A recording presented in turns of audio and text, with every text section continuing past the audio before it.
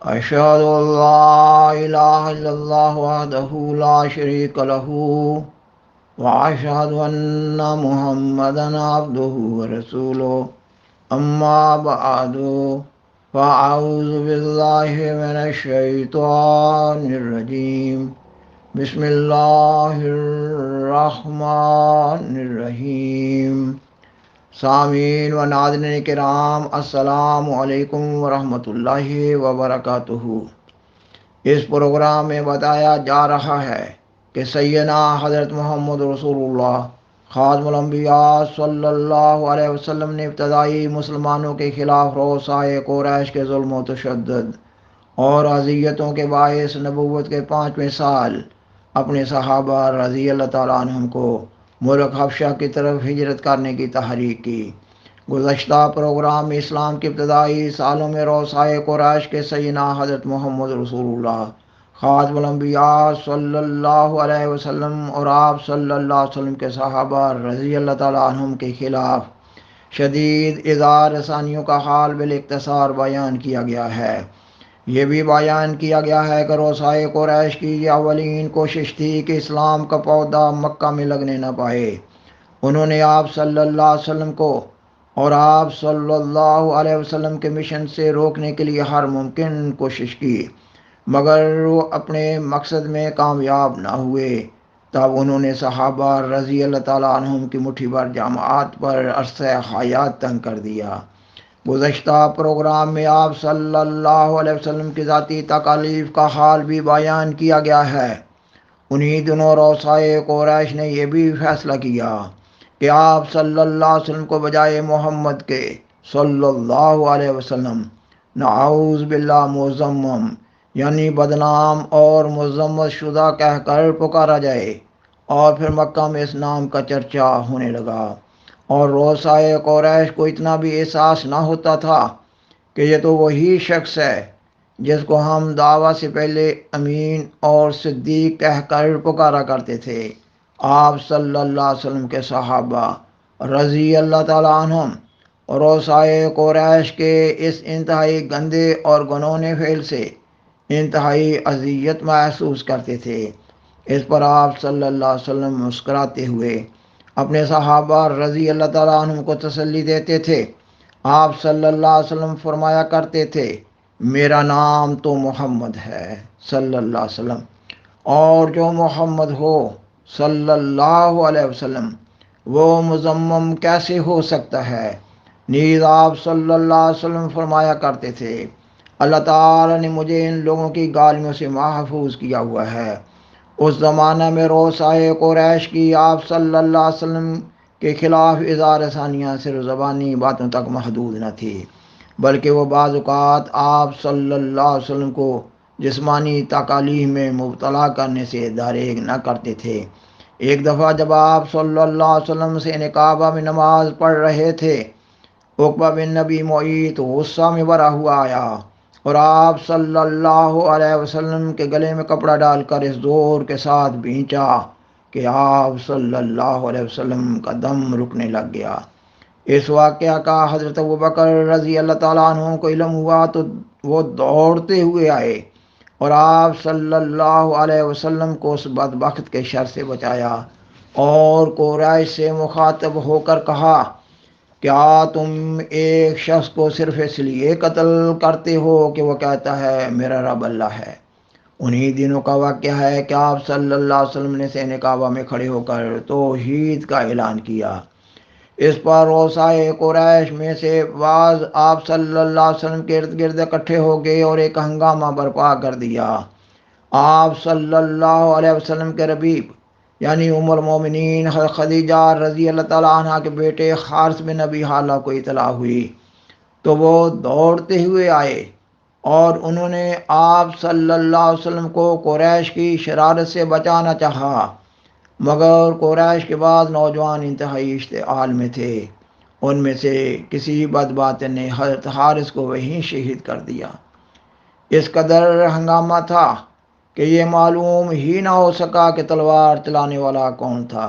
الغرض یہ وقت ابتدائی مسلمانوں کے لیے سخت نازک تھا، ان دنوں ایک دفعہ آپ صلی اللہ علیہ وسلم خانہ کعبہ کے پاس ٹیک لگائے بیٹھے تھے۔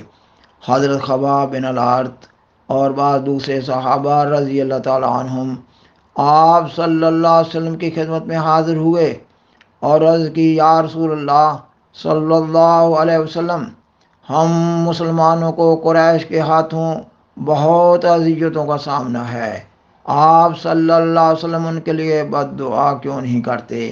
آپ صلی اللہ علیہ وسلم یہ الفاظ سنتے ہی اٹھ کر بیٹھ گئے۔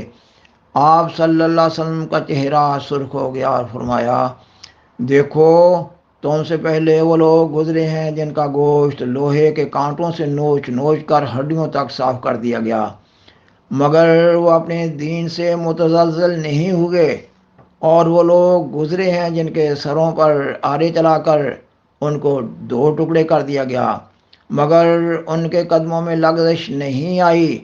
دیکھو، خدا اس کام کو ضرور پورا کرے گا، مگر تم تو جلدی کرتے ہو۔ ایک اور موقع پر حضرت عبد الرحمن بن عوف بعض دوسرے اصحاب کے ساتھ آپ کی خدمت میں حاضر ہوئے اور عرض کی، اے اللہ تعالیٰ کے رسول، ہم مشرک تھے اور اپنی سوسائٹی میں معزز تھے، اور کوئی آدمی بھی ہماری طرف آنکھ اٹھا کر دیکھ نہ سکتا تھا، لیکن جب سے مسلمان ہوئے ہیں کمزور اور ناتوان ہو گئے ہیں، اور ہم انتہائی ذلت کی حالت میں کفار کے مظالم برداشت کر رہے ہیں۔ اے اللہ کے رسول، آپ ہمیں اجازت دیں کہ ہم ان کفار کا مقابلہ کریں۔ آپ صلی اللہ علیہ وسلم نے سنا اور فرمایا، مجھے اللہ تعالیٰ کی طرف سے عفو کا حکم ہے، پس میں تم کو لڑنے کی اجازت نہیں دیتا۔ الغرض آپ صلی اللہ علیہ وسلم کے صحابہ رضی اللہ تعالیٰ عنہم نے آپ صلی اللہ علیہ وسلم کے نصائح پر عمل کیا اور کفار کے ظلم و ستم کو انتہائی صبر اور حوصلہ سے برداشت کیا، اور ظلم و ستم برداشت کرنے کی ایسی تاریخ لکھی کہ دنیا میں اس کی کوئی نظیر نہیں ہے۔ جب کفار مکہ کے مسلمانوں کے خلاف مظالم انتہائی نازک صورت اختیار کر گئے تو آپ صلی اللہ علیہ وسلم نے مسلمانوں کو تحریک کی کہ ان میں سے جو ہجرت کر سکتا ہے وہ ملک حبشہ کی طرف چلا جائے۔ آپ صلی اللہ علیہ وسلم نے فرمایا، حبشہ کا بادشاہ عادل ہے، انصاف پسند ہے، اس کی حکومت میں کسی پر ظلم نہیں ہوتا۔ خاکسار بیان کرتا ہے کہ ملک حبشہ کو ایتھوپیا یا ابیسینیا کہا جاتا ہے۔ یہ ملک براعظم افریقہ کے شمال مشرق میں واقع ہے۔ اس زمانے میں حبشہ میں ایک مضبوط عیسائی حکومت تھی اور وہاں کا بادشاہ نجاشی کہلاتا تھا۔ ان دنوں حبشہ کا دارالسلطنت اکسوم تھا، جو عدوہ کے قریب واقع ہے۔ نجاشی کا ذاتی نام اسحمہ تھا۔ آپ صلی اللہ علیہ وسلم نے اپنے صحابہ رضی اللہ تعالیٰ عنہم کو حبشہ کی طرف ہجرت کرنے کی تحریک کی تو 11 مردوں اور 4 عورتوں نے ہجرت کی۔ یہ ہجرت کرنے والے سبھی لوگ بڑے معزز خاندانوں سے تعلق رکھنے والے تھے۔ کمزور اور غلام مسلمان ہجرت بھی نہ کر سکتے تھے۔ اس وقت کے انتہائی مخدوش حالات کا اندازہ ایسے بھی لگایا جا سکتا ہے کہ ہجرت کرنے والوں میں حضرت عثمان رضی اللہ تعالیٰ عنہ اور ان کی زوجہ محترمہ حضرت رقیہ رضی اللہ تعالیٰ عنہ بنت سیدنا حضرت محمد صلی اللہ علیہ وسلم بھی شامل تھیں۔ سامعین و ناظرین کرام، مذکورہ بیان سے بخوبی معلوم ہو رہا ہے کہ الہی جماعتوں کو اوائل میں انتہائی سخت ابتلاؤں میں سے گزارا جاتا ہے۔ اللہ تعالیٰ قرآن کریم کی سورۃ البقرہ کی آیت 215 میں ان ابتلاؤں کے ذکر میں بیان فرماتا ہے۔ اس آیت کا اردو ترجمہ پیش کیا جا رہا ہے کہ کیا تم گمان کرتے ہو کہ تم جنت میں داخل ہو جاؤ گے جب کبھی تک تم پر ان لوگوں جیسے حالات نہیں آئے جو تم سے پہلے گزر چکے ہیں؟ انہیں سختیاں اور تکلیفیں پہنچیں اور وہ ہلا کر رکھ دیے گئے، یہاں تک کہ رسول اور وہ جو اس کے ساتھ ایمان لائے تھے پکار اٹھے کہ اللہ کی مدد کب آئے گی؟ سنو، یقیناً اللہ کی مدد قریب ہے۔ بالآخر درخواست ہے کہ برائے مہربانی اس پروگرام کو دوسروں سے شیئر کریں اور آذرائے کرم میں اس چینل کو سبسکرائب کریں۔ جزاکم اللہ تعالی احسن الجزا وآخر دعوانا ان الحمد للہ رب العالمین۔ والسلام علیکم ورحمۃ اللہ وبرکاتہ۔ شکریہ۔